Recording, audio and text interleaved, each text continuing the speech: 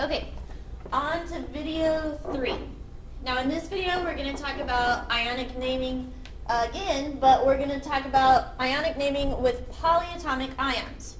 Okay, now you probably haven't seen these a whole lot this year, so what we're still going to do is still crisscross, but the polyatomic ions are going to be put into parentheses. The overall charge still has to equal 0, so nothing too different, except for you probably haven't seen these polyatomic ions a lot. Now what these are, poly means there's multiple atoms, and they come together as groups. And do you have to memorize these? No, these will be given to you, but you have to know how to use them. So let's look at carbonate here. Carbonate always is CO3 with a -2 charge, okay? So it's multiple atoms put together with a charge. So let's do some practicing. So if I have aluminum nitrate, first thing, I'm still going to figure out the charge of these metals. So aluminum, it comes from group 13, which by now we should remember it's a +3 charge. Then it says nitrate. Now nitrate's something new. If we look over here on this chart, nitrate says it's NO3, and then that it has a -1 charge. So what you need to do is put this NO3 in parentheses, and then put -1 as its charge. From there, we're going to do the same thing that we've been doing. We're going to take this number and this number and make them the opposite subscript. Right? So I'm going to put that 3 outside of the parentheses over here, and then I'm going to put this 1 in front of aluminum. All right? So this becomes Al, we have 1 of those, and then I have NO3 in parentheses, and there's 3 of those. So you want to make sure that the overall charge still equals 0. So if I have 1 aluminum with a +3 charge, add that to 3 NO3s, which in the chart told you it had a -1 charge. 3 minus 3 still equals 0. So your final formula is Al1NO3 3. Alright?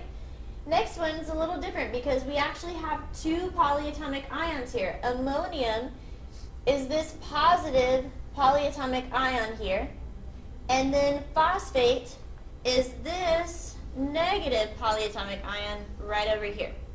So what we're going to do first, we're going to write the ions. Ammonium is NH4. Now I'm going to put these all in parentheses to start with. NH4 with a +1 charge. And then phosphate is PO4. Put that in parentheses with a -3 charge. So what we want to do is take the number, not the positive or negative, and put it on the outside of those parentheses. So this is telling me that I need 3 NH4s. So if I need 3 of those, each having a +1 charge, add that to the fact that I need 1 PO4, which has a -3 charge.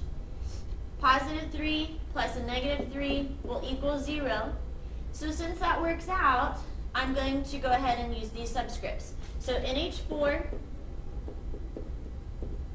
has a subscript of 3, and then PO4 is going to have a subscript of 1. Now if it's going to have a subscript of 1, like that's indicated, you don't have to put parentheses. I can just put PO4, okay? Still knowing that that PO4 is a polyatomic ion, it sticks together. Alright? Next one, I have calcium, which we're familiar with that. That's in group 2, so it has a +2 charge. And then hydroxide. Hydroxide is a new one. This is over here in the polyatomic ion chart. Hydroxide is OH with a -1 charge. Okay, notice I put that in parentheses still. So I take these numbers, put them on the opposite element. If I have 1 calcium with a +2 charge, add that to 2 OHs with a -1 charge. 2 minus 2 gives me 0. So my formula, I'm going to write that. Calcium, there's just 1 of those. But OH, I'm going to have multiple OHs. So I put that in parentheses, OH, and then I make it subscript 2. Okay? Next problem, it says copper 2. Notice it has this Roman numeral. That indicates that it's a transition metal. But easy enough, it's giving you the charge. So Cu, it's giving you this charge. You don't even have to know anything else. Put a +2. And then sulfate, all we have to do right over here is look up sulfate. Sulfate's a polyatomic ion, so I put it in parentheses, SO4. And then it tells me that it has a -2 charge. Okay, I take these two and this 2, place this one outside of the parentheses, place this one after copper. So it's telling me that I need 2 coppers with a +2 charge, and I need 2 sulfates with a -2 charge. So +4 plus a -4 equals 0. So when you write this, we have Cu2 SO4 2. Now this is good, except for we have a 2-to-2 ratio. So what we can do is divide both of those 2's by 2 and get 1.